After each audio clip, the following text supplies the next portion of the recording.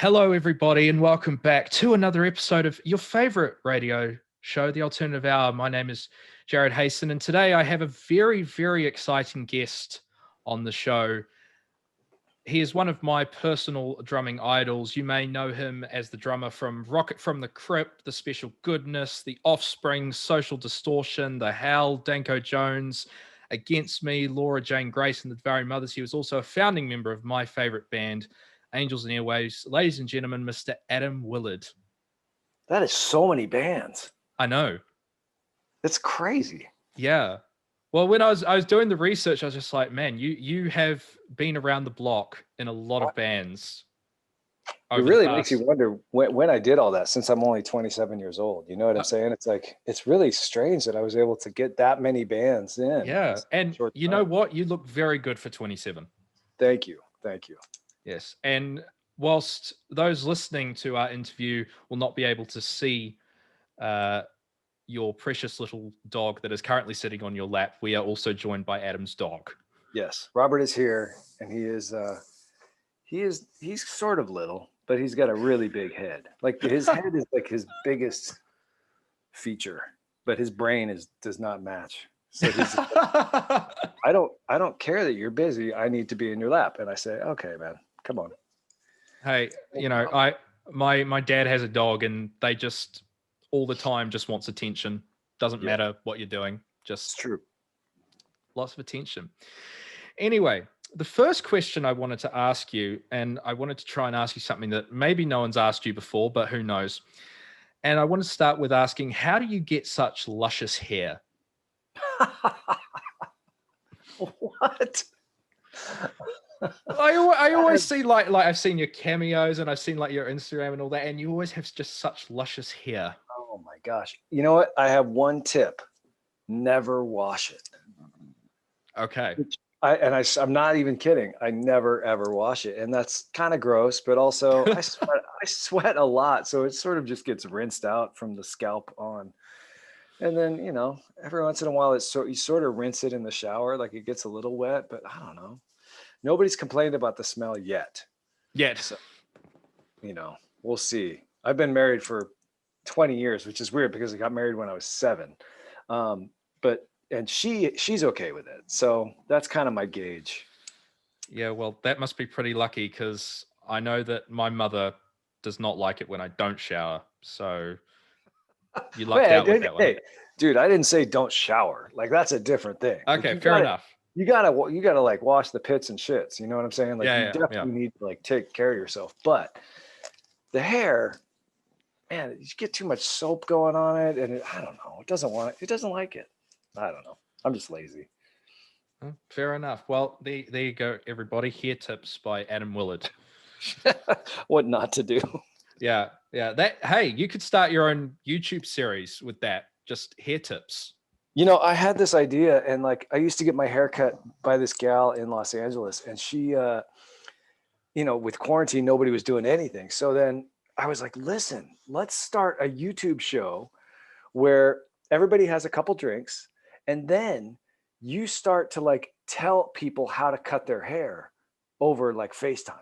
You know what I mean? So it's like a professional is like telling you like, listen, okay, no, not that one. Yeah, cut a little bit. No, that's too much, you know, and it would just be hijinks. It would be hilarious. And then people would come away with terrible haircuts that they'd given themselves, you know, at the instruction of a professional hairdresser. See, an idea. I would happily have loved that, because there were several times when we were stuck in lockdown where I would have happily cut my own hair, but I got no idea how to do it. Sure. Yeah. Well, I mean, I have no idea either, but I just go for it. And it's like, it's going to grow back. I don't have short hair, so it's okay. You know what I mean? When you have like short hair, it's like every one kind of counts. But since I've got a mess up here, I'm like, just kind of. The really fun thing is doing it without your glasses on. Then you start to get into some really interesting results. Yeah, I can imagine, because I don't know how strong your glasses are, but I do know you have said in the past that you can't see shit without them on. So that's true. That is true. I've taken to even putting contacts in when I play shows so that I can see like what's happening around me, because it's, you know, especially like the more you play for other people and stuff, you really need to like know what's happening. Yeah. You've been hired to get there and do it right. So Yeah, fair enough. Anyway, so we open the show, not that Adam will hear this, but with a song called Live Wire by Motley Crue, which Adam has selected as one of his 3 songs that had inspired him. And specifically, he stated when he was a kid. So what about that song inspired you when you were, well, it was only like 20 years ago. So what inspired you about that song 20 years ago? the thing was, it was fast and it was like aggro and it sounded rad. You know what I mean? Like there's something really like immediate about the way that the drums sound. And like he's playing a double kick, but I didn't really know what double kick was at the time. So I was like, what's happening? So I'm like trying to figure out what's going on with like a floor tom and snare. Like, where's your hand for the hi? Like it was really it conjured up all these images of like some amazing thing happening. It's like, oh, that's actually not super complicated Yeah. when you figure out what's happening. But at the time, I was I was a little guy, and I had been you're kind of inundated with all this like big Def Leppard sounding drums and like big like overproduced stuff, and that Motley Crue record, when I found that, I was like, what is this? Like, this is gnarly. And I was just into it. I mean, I was into so much stuff, but you asked for 3 songs. I was like, I don't know, this is one of them.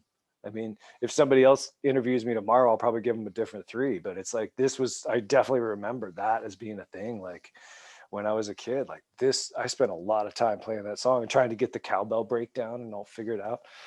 I should try to play it now and see if I could even do it. Yeah, I was about to ask, can you actually play it? I don't know. We'd have to find out. Do I have to be upside down? I don't, right? No. That's No. thing. Do you have the capability of being upside down? Well, I mean, not while playing drums, but yeah. Okay. Look at this dog.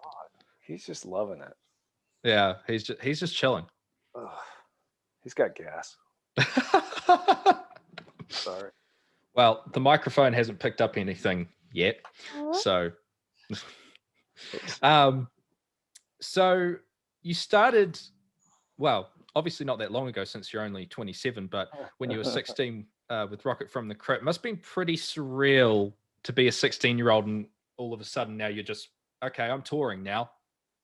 I mean, yeah, we did shows for about a year and a half around town, different shows and stuff. And then it was like, as soon as they were like, okay, so when are you out of high school? I'm like, well, this day. And they're like, okay, we're going on tour a week after that. I'm like, all right. And that was kind of the way it went. But there was a bit of time there. I mean, a year and a half when you're 16 to 17 seems like a really long time. So it felt like we were doing it a bunch around town before we went on tour, but in reality, it was pretty quick. I was just stoked to be playing the drums. I had been playing around town with a different band and called Crankshaft. That was like my first band ever. And, quickly add that to my list. they had to like come pick me up and drive me to whatever shows we had. And like, obviously I'm sitting outside if it was a bar because I couldn't get in. Yeah. That kind of stuff. But yeah, then somebody from Rocket saw me with that band and it was like, hey, would you want to play for us? And I was like, sure. Yeah, that's the biggest difference between New Zealand and America. We can get into bars at 18. You have to wait till 21. Yes. So, which is probably a good thing. Yeah, probably. I mean, everybody here's so fucked up anyway. It's like, I don't know. Yeah, I can't speak to New Zealand drinking culture since I didn't really experience it that much when I was 18, but I do know it can be pretty. We have a reputation here for being big drinkers. Being fun. It's fun. Yes, of course, absolutely fun. A good buddy of mine, Dan Smith, is from there, and he's a great time. Oh, yeah. Like, I don't think I've met a terrible drunk yet. Not that I go searching them out, but yeah, no, we tend to be pretty, we drink a lot, but we're composed. Yeah. And to be clear, Dan's not a drinker. That's not why he's a good time. He's just a great tattooer and a good time. So anyway. Fair enough. All right. So What would you say is the biggest challenge that you have faced being in many successful touring bands, apart from obviously like being away from family and all that type of stuff, which obviously would be the biggest? So what are the biggest challenges just in touring and that kind of stuff? Well, just being Um, in a successful touring band in general as well. Gosh, I mean, it's really, there's not a lot of hard things about it. You're getting to travel, and the more successful you are, the nicer the accommodations are. So it's the easier it is. I mean, with the Offspring, we were flying around on Dexter's jet, and it was like it couldn't have been easier. It was just so nice and cush. Um, the hard thing with that was I was not, creatively fulfilled. Right. So I was like looking for the whole thing. And you, as soon as you get a little bit, you want more. So it's like, oh, I've got all this great stuff, meaning this great gig, and I wanted creative fulfillment too. So I mean, whatever, things happen in life. And when Tom called, it was just easy to go and go with him, because I wasn't 100% happy with the Offspring. But boy, was it comfortable. Yeah, and I suppose that actually links into another question I had, which is when you having been in so many different bands, is it kind of difficult sometimes when you go into a situation and they kind of just be like, okay, you either have to stay in a lane, or have you had opportunities to come in and be creative right from the get-go? I mean, I've done both for sure, and there's a time and a place for everything. A lot of times when you come into a situation, like you come into Social Distortion, and that's Mike's band. It's been Mike's band for however many decades, and Yeah. you're not gonna change it around. You're not gonna Mm. do anything that goes outside of the script, as it were. Um, and that's cool. You know what you're there for. You know what you're doing. And then in bands like, I'm trying to think who else I could reference. But some situations that when you come in, they're just like, please do what you want to do. Yeah. Please, like Against Me was very open to anything and everything that I brought to the table. And I mean, I'm not like trying to change the temperature of the songs by any means, but I was not playing fills or, specific parts that are on those early records. Yeah. Yeah. Well, that's pretty good to hear, because that's kind of something that I've always thought to myself when I've thought about joining other bands, is like, how much control, because I'm someone who wants to be creative, and it's just like, how much control am I giving up here to be a part of it?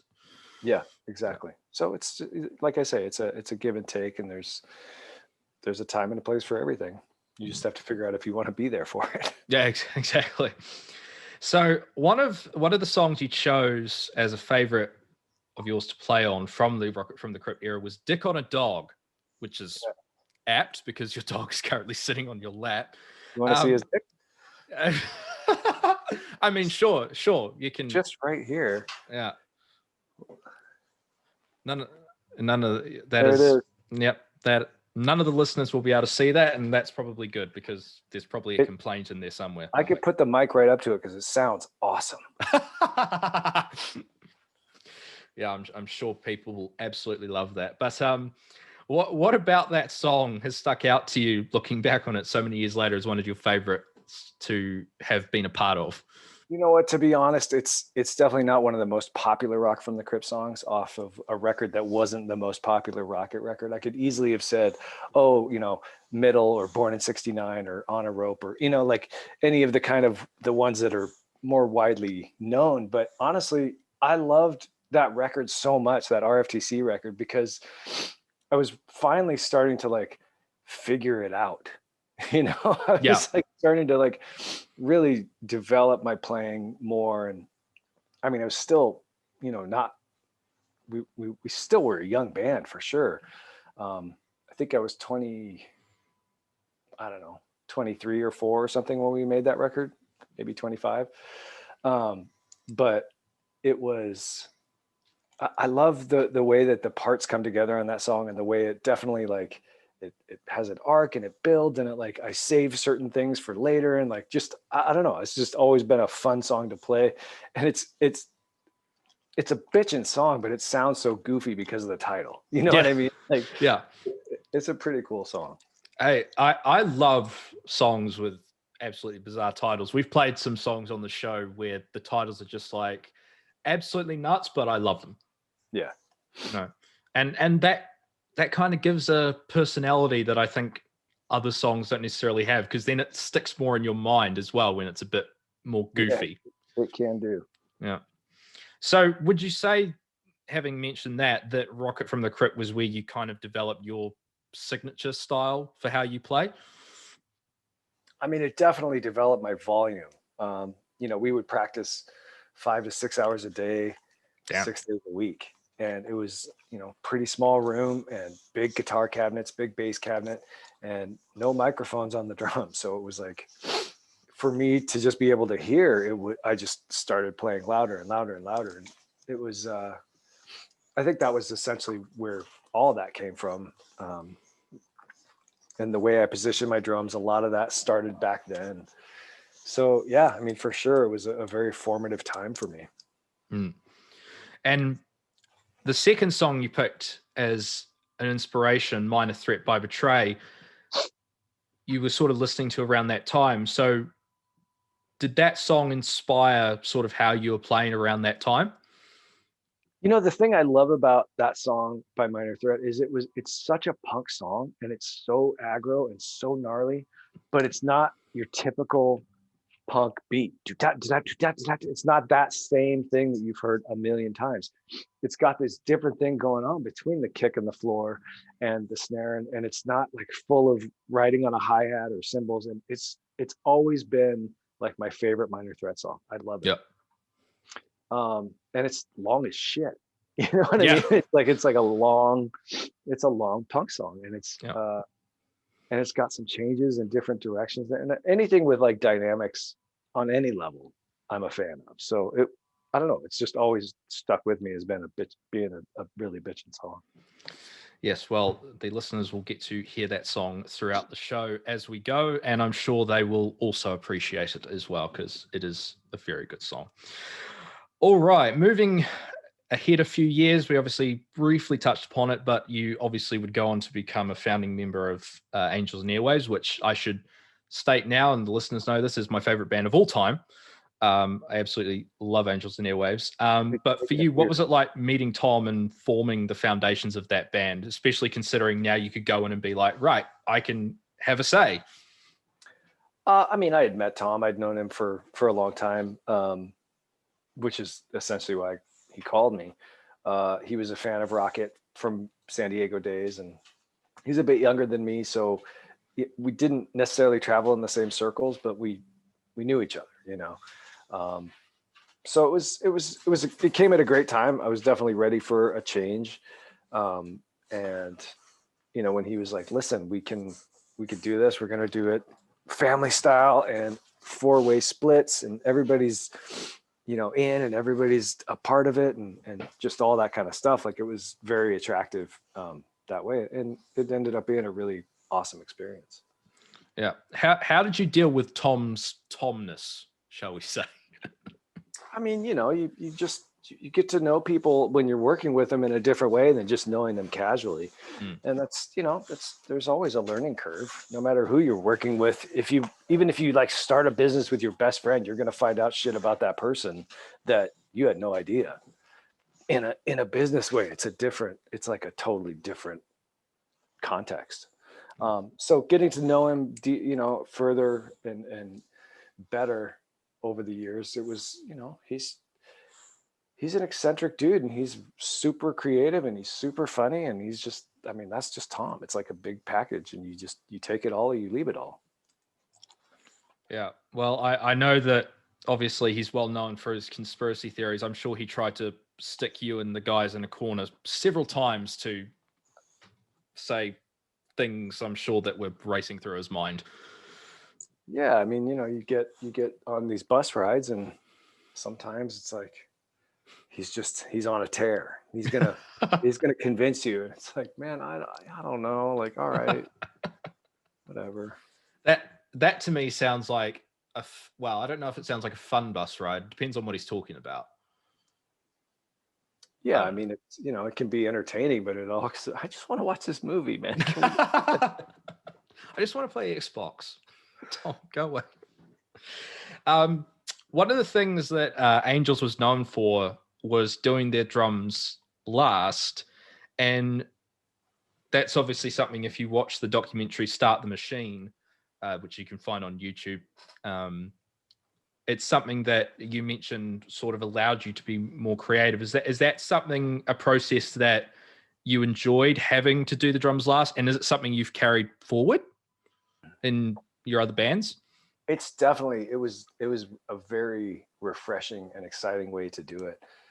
Developing the songs over months, where I would just, program little things, and we would just add little things that would change the feel slightly as the song was building. And then by the time Tom got to the vocals and stuff, like, the programmed drums were never very fleshed out, but there was a definite idea of how things were going to feel.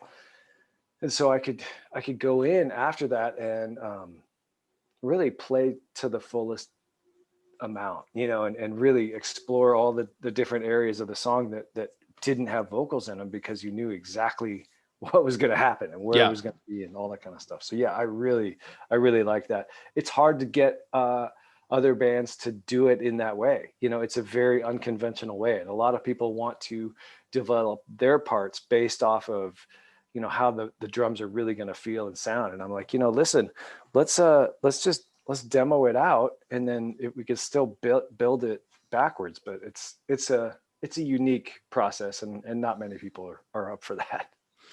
Yeah, no, it honestly, when I heard it after watching the documentary, I was like, that's actually a brilliant idea, especially because in my mind, it would allow you to build out the drums in such a different way that you wouldn't be able to do going the other way.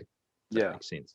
Yeah, no, I mean, I've tried to like carry forward a lot of the mindset of doing that, and the ideas that are paramount, or the things that really made a difference in the way that I wrote my parts. I'm still trying to do that with songs.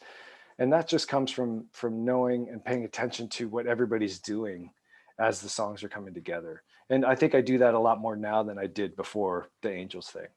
Yeah. Call to Arms. What about that song stands out for you? That's one of the songs you picked as one of your standouts. I love that song, by the way. It's a great song, and your parts are amazing. Awesome. But what about that song stands out for you?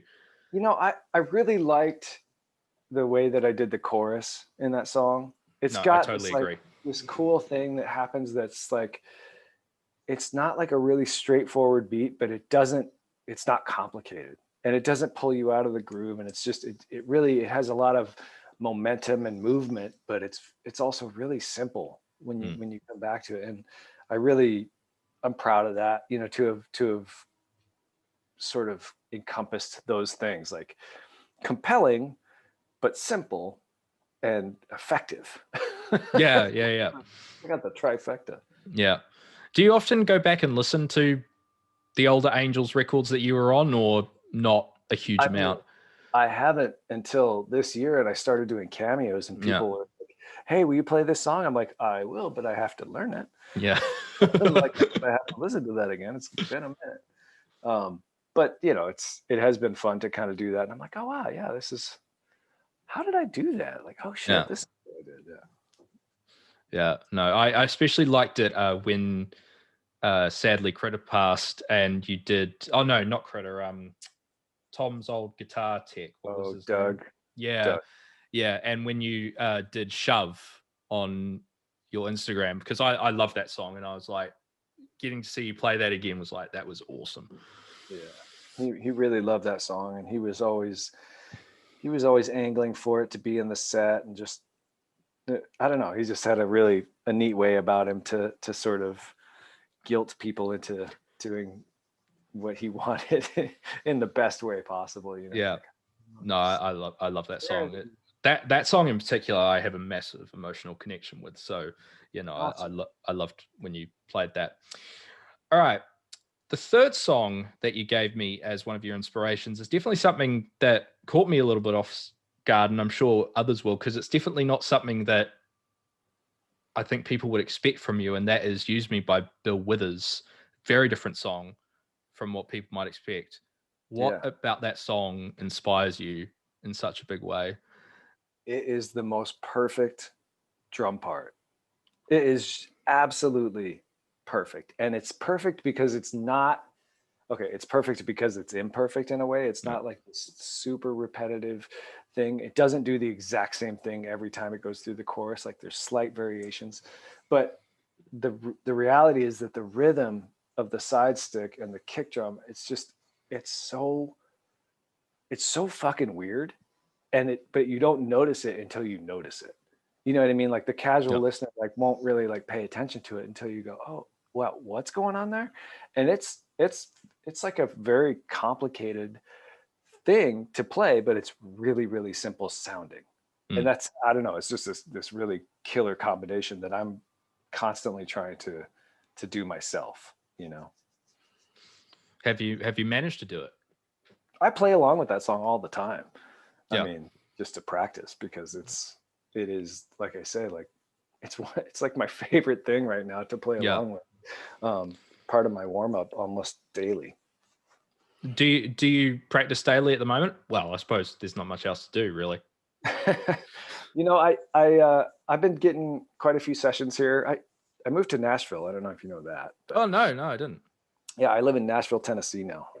We moved in November, so I've been doing a lot more work in studios and that kind of stuff. So there's been a fair amount of that, and then I've been demoing with people. So I'm at my practice space almost every day doing something, either just working on shit for myself, or shit for other people, or getting ready for a session or something. Exciting things are coming then, it sounds like. And that's what I was Um, doing. so you joined Against Me in 2013, and you're also currently playing in Laura Jane Grace and the Devouring Mothers, which is a great name. I love that name. Talk a little bit about the process of joining Against Me and then going from that to working with Laura Jane on her solo project. Well, I mean, I was a fan of Against Me for a long time. Angels had played some weird radio show in Arizona, and I walked in, and Against Me was on stage, and I was immediately like, "What is that?" And I didn't even go to the dressing room. I went straight to the stage, and I was like, I saw the last 40 seconds of their song before they were finished, and I was like, "Man, that was awesome. I need to know more about this band for sure." And I, introduced myself or whatever, and basically became a fan. Watched them every day on the Warp Tour the following year, because Angels was on the Warp Tour with that. Um, and so I was already there. I was mentally in, and it came down to it that they needed a drummer to go to Australia, actually, which is your neighbor, as you Yep. know. Yep. And so this Australian trip, it's like, hey, we're leaving in 2 weeks. Could you do this? I was like, I would love to do this. I am available. Yeah. So I went to Florida. We practiced for a couple days, and then we met in Australia, and it just went really well. We all got along really well, and it felt really good, and that kind of stuff. So almost immediately, Laura asked if I would record the Transgender Dysphoria Blues record with her, and I said absolutely, I would love to. And from there, we just kind of built a relationship of kind of mutual respect and good working vibes. I don't know. It's we get along, and we're able to work off each other creatively, and it's really it's an awesome situation. That song that I chose is one that I wrote on guitar, actually, and she's that open to things that she was like, yeah, I want to do this. I want to put this on this record. So Yeah, and for those of you listening, the song is called China Beach, which again, great name for a song. that's all her. She does all the lyrics and all the vocal melodies and all that kind of stuff. And I mean, listen, if you listen to my demo of the song and what we ended up with, you could tell it's the same thing, but it came a long way for sure.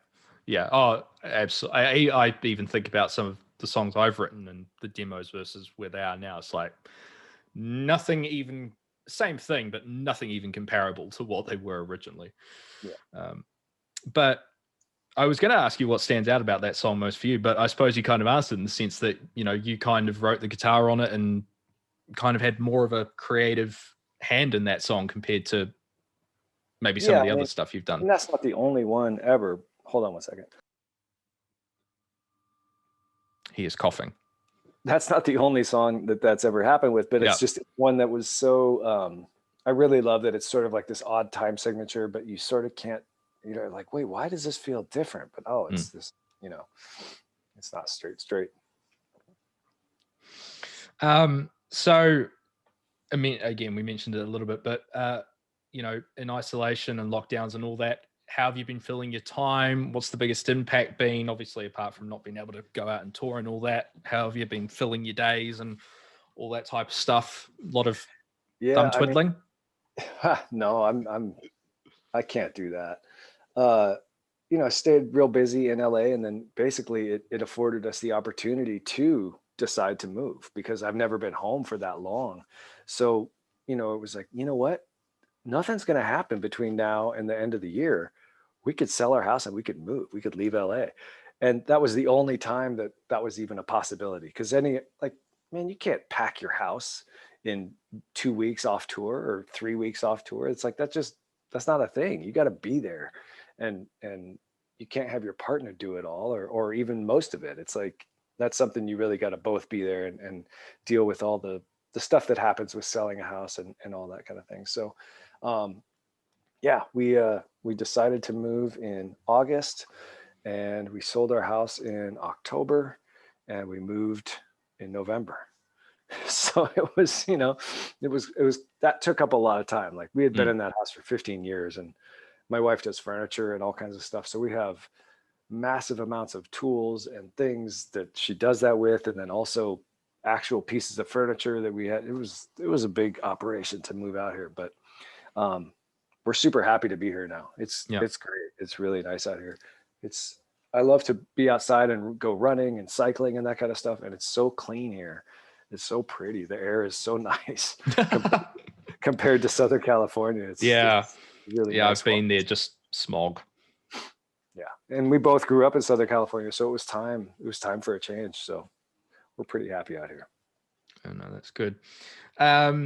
So my final question that I have for you is, looking back on all the past bands you've been in, all the experiences you had, is there anything in particular that you miss, or is there one particular memory that stands out as something that, you know, you wish you could relive or something like that? I mean, you know, the I Empire era of Angels was so much fun. We laughed so hard. And there's just, I mean, there really hasn't been a situation that has been that much fun before or since. It's just like a constant giggle fest, you know, and it was just, and the shows were super great. And it was just a really fun time to be making music and do that kind of stuff. 2007, 8, you know, 2008, we were on tour almost the whole year, and we just kept getting these really great tours. We got to go out with Weezer, and I have such a long history with them. You were a drum tech for Weezer, weren't you? Well, yeah, see, I was in a band with Pat where I was his drummer, and then we were trying to finish and write and record a record. So he's like, "Oh, I got to go on tour." I'm like, "Well, take me along as your drum tech, and then we'll finish writing and practice this, and we'll record when we get home." And so that's how that came about, which it was cool because it was like, wow, you make a lot of money doing this. Like, but then the hard part is you're not playing the drums. And it was really difficult for me to like get my head around the whole day where you're getting ready for a show and all this kind of stuff, and then you don't play. Yeah. And it's like, oh God, this sucks. Luckily it was like amazing music and great people. So that kind of made it a little easier. But so anyway, like when we got to tour with them, and I played sometimes 3 songs a night with them during their set, and just all that kind of stuff. That whole era was it was magic. It was really fun. Yeah, no, I Empire is definitely one of my favorite Angels records. Got some of my like Sirens and obviously Call to Arms, and then Lifelines, some absolutely brilliant songs on that record. I absolutely love that one. Yeah. Sirens in particular, that drum beat you do in the pre-chorus with the toms, the da da da da da da, like I love. Oh, okay. Yeah. Dude, I was like, you saying that little thing and I remembered it. Yeah. I don't doubt that I probably have some level of knowledge of the songs at the moment that probably A beats deeper knowledge than me, at least in an immediate way. Yeah. Well, actually, it's because of you that I actually discovered Angels, because the cover you did with Cobus of Heaven, okay, was how I discovered Angels in the first place. And oh then wow, okay. since then I just kind of just went nuts. Oh, that's awesome. Right on. No, so yes, I have you to thank actually for helping me discover what has now subsequently become my favorite band. So I think it's actually Cobus's fault. He was the one. I didn't ask him to do that. He asked me. So I was like, true. Yeah, maybe if I get Cobus on the show, I can thank him as well. Okay. I can just be like, thank you, sir. If I can try and pronounce his last name, which no one seems to be able to. I mean, we're not even saying his first name right. No, that's absolutely true. It's and I have South Africa. I don't try because I'm like, dude, I sound dumb when I try to say your name. He's like, it's fine. Yeah. No, I watched that interview you did with him, and you called him Poltergeist, I think, in the end. I forgot about that. Yeah. No. Yeah. Well, Adam, it's been an absolute pleasure. I thank you so much. You're only the second interview I've done on the show so far, and it's been an utter pleasure, and I've loved every second of it. I hope you have enjoyed it as well. Absolutely. Is there anything else you want to say before we wrap this up? Thanks for having me. Thanks for being a fan. Thanks for the support. Yeah. You are absolutely so lucky to get to do what I get to do. So you're absolutely welcome. And for 27 years old, you're probably one of the nicest people I've ever met. So, well, yeah.